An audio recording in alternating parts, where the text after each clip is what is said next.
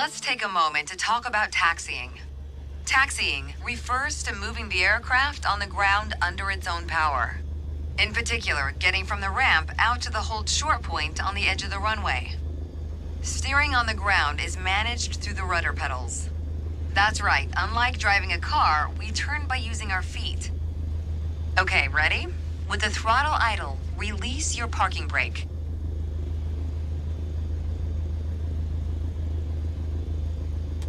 Okay.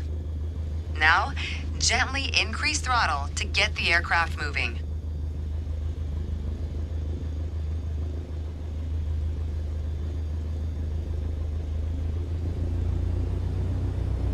All right. Use your rudder pedal to turn left and enter the taxiway.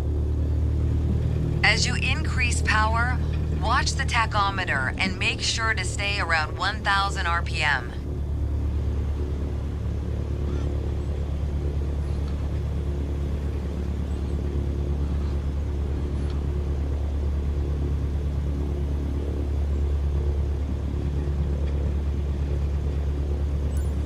Now test the brakes.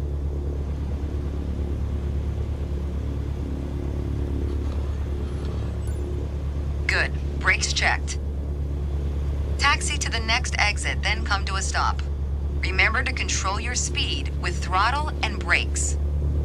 See the crossing in front of us? Stop before it as if traffic was coming off the runway.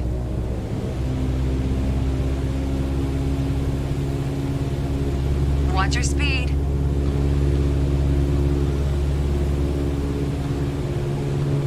Watch your speed.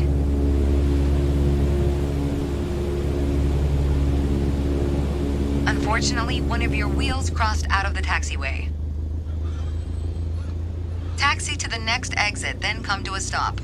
Remember to control your speed with throttle and brakes. See the crossing in front of us? Stop before it as if traffic was coming off the runway.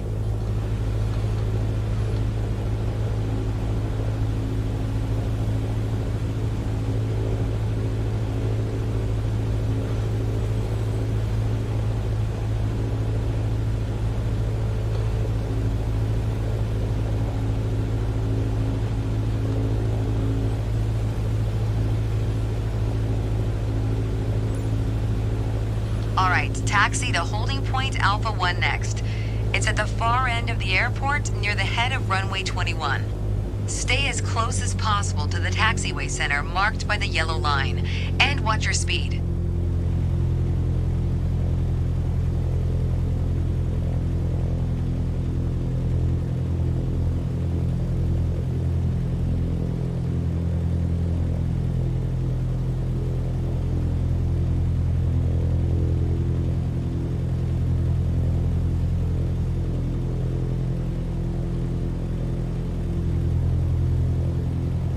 Watch your speed.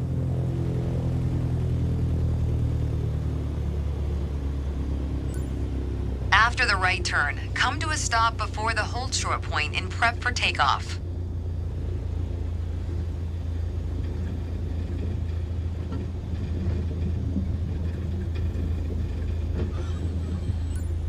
Remain on the taxiway center line. You don't want to risk damaging the aircraft. The next challenge will be to keep the aircraft under control while at full throttle for takeoff.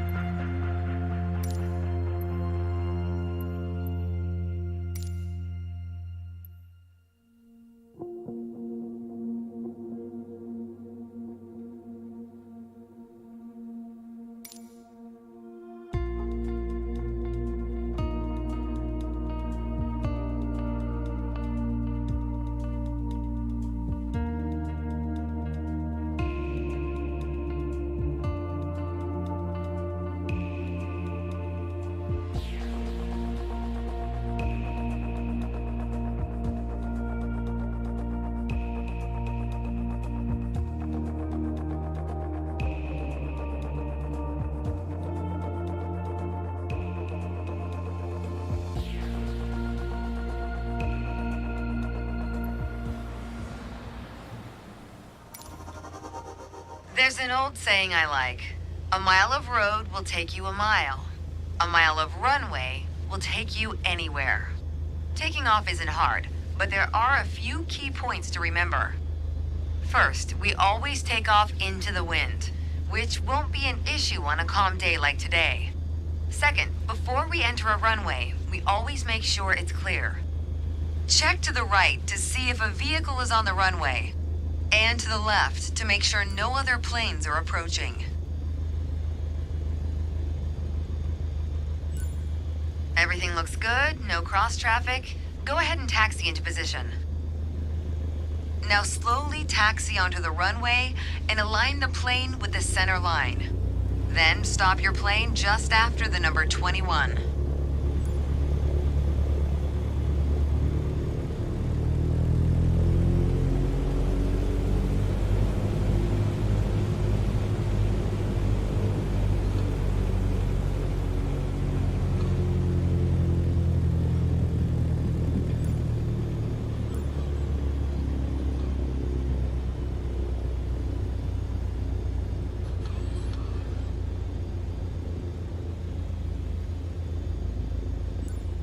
Not bad. All right, let's do this. Apply full power and I'll walk you through the takeoff as we go.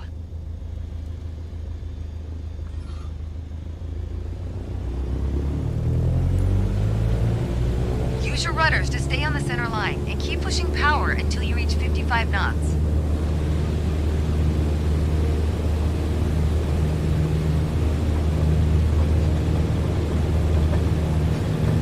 Good. Now gently pull back on the yoke.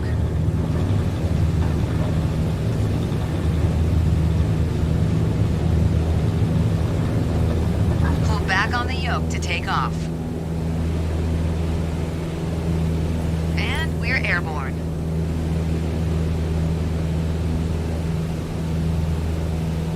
Line up the top of your instrument panel so it's a couple of inches above the horizon. That'll pitch us up and set a good climb attitude. Focus on flying straight. Use your rudders to keep the runway heading of 210 degrees. Maintain 75 knots and we'll reach our target altitude of 5,500 feet in no time.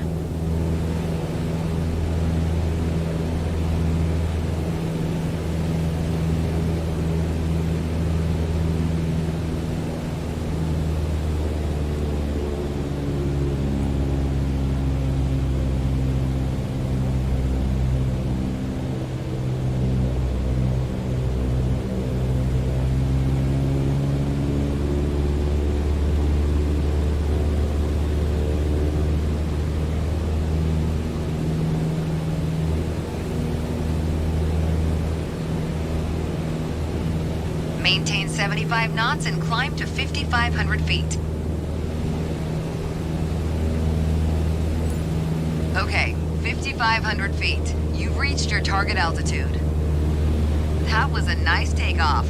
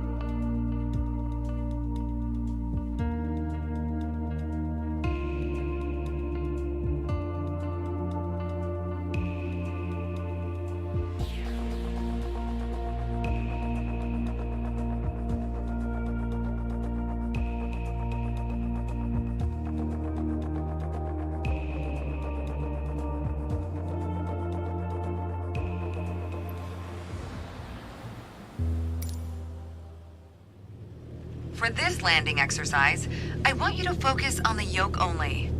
We're close enough to the runway to land safely without adding any throttle. Maintain a speed of around 65 knots. Pitch down if you're going too slow. Pitch up if you're too fast.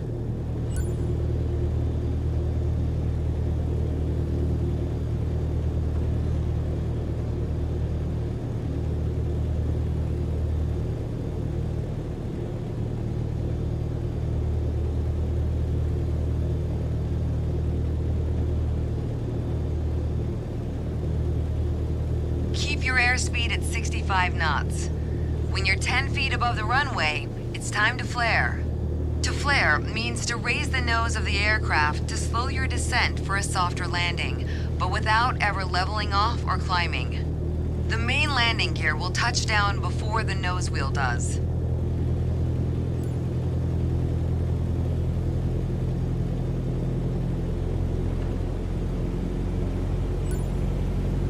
We're coming up on flare height. Resist the temptation to pull back. Now focus on the end of the runway and pull back slightly on the yoke to aim the nose just above it. Nice. Now apply the brakes to slow us down and bring the plane to a stop.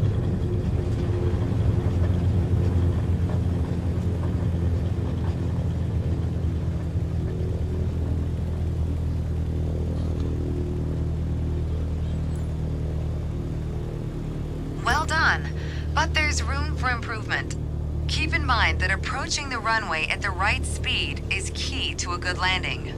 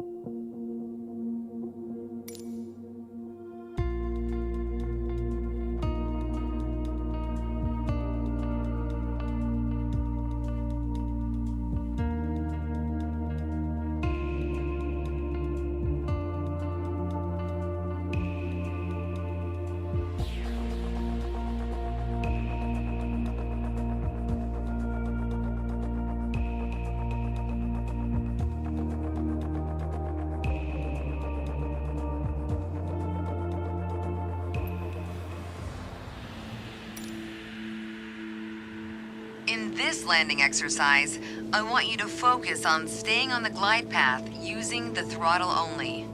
Smooth action on the throttle is key for remaining on the correct glide path. If you find yourself too high, reduce your power. If you're too low, increase it. Remember though, always make soft corrections. You don't want to overcompensate.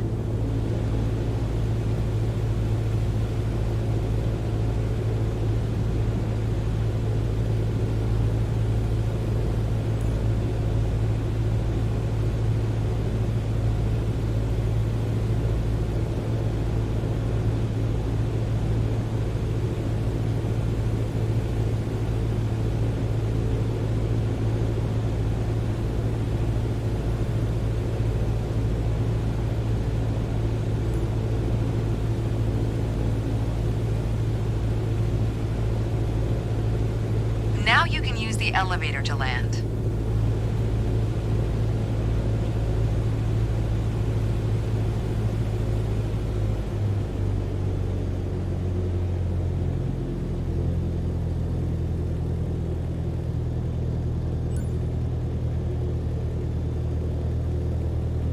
Reduce throttle to idle. Now focus on the end of the runway and pull back slightly on the yoke to aim the nose just above it. Nice. Now apply the brakes to slow us down and bring the plane to a stop.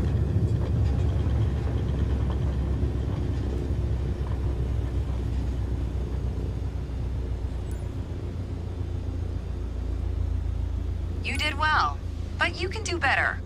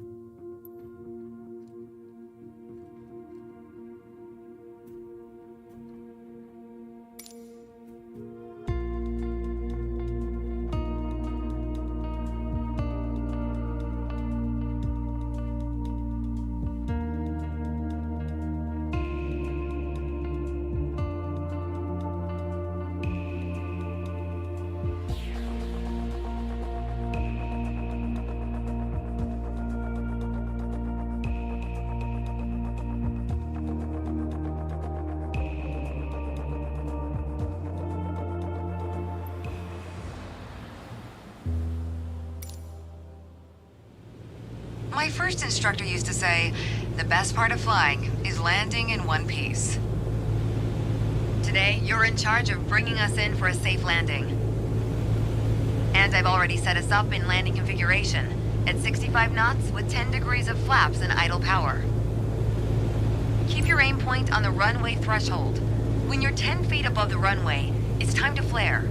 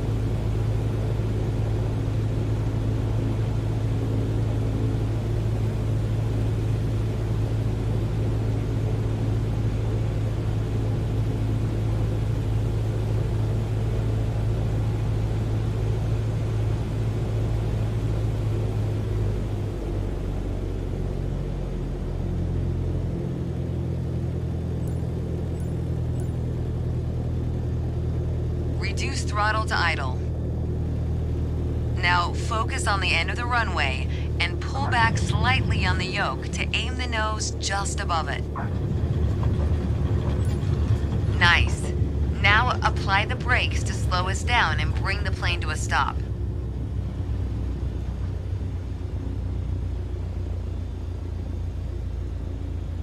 That was excellent.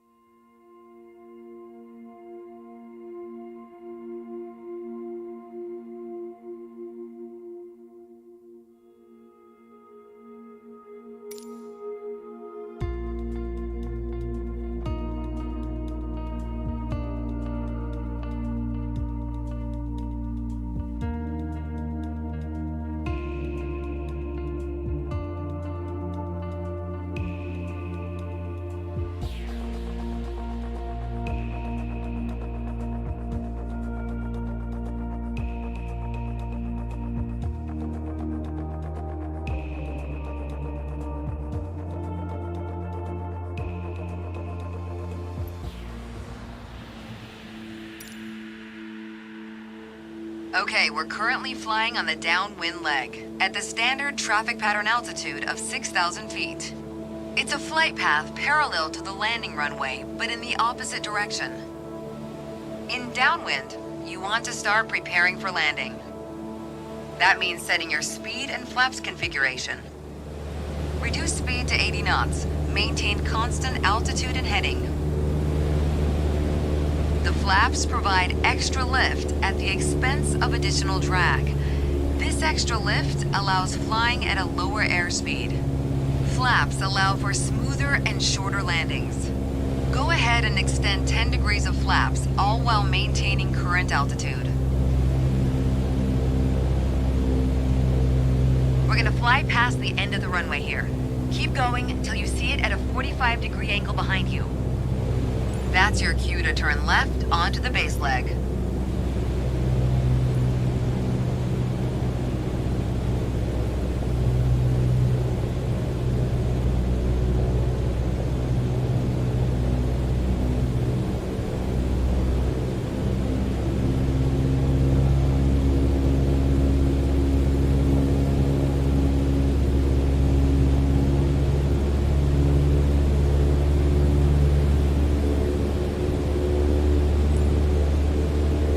left onto the base leg.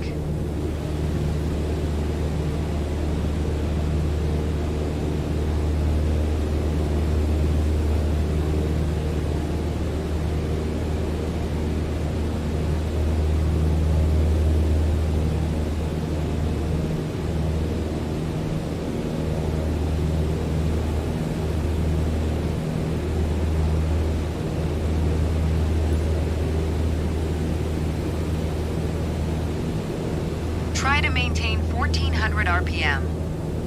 That'll also keep our speed around 65 knots.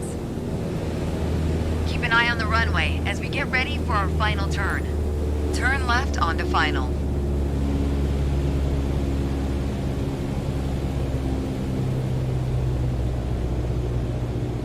Make your left turn onto final.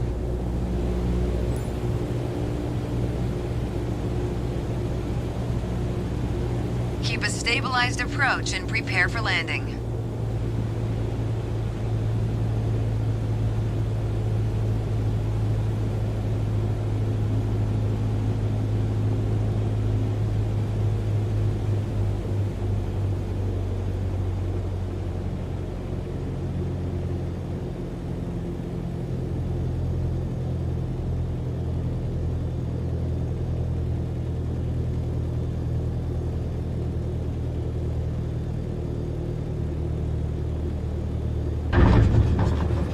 Apply the brakes and stop the plane.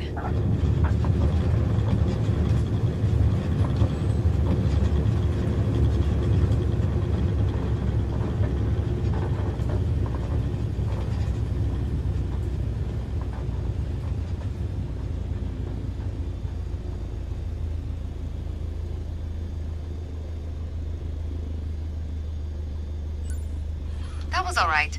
A little more practice will help your accuracy, though.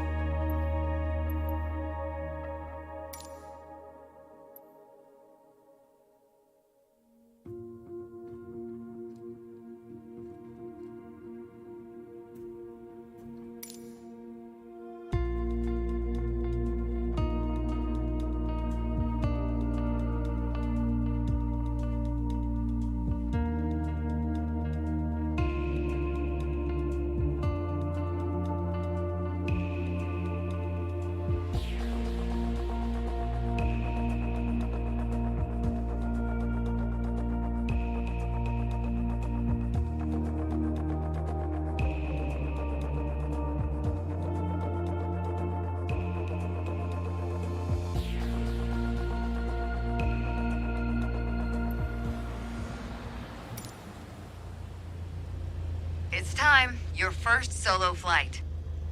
I'll be watching from the ground in radio contact if you need me, but something tells me you won't. Your goal is to complete Sedona's left-hand traffic pattern on your own. Remember what we covered in our previous sessions, and you'll be just fine. Good luck. See you on the other side.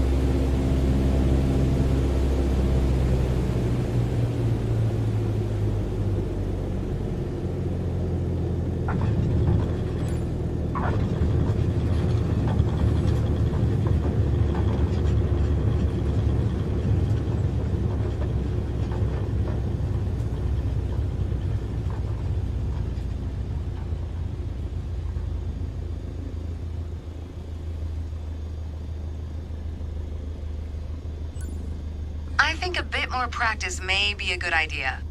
You're on your way to becoming one hell of a pilot.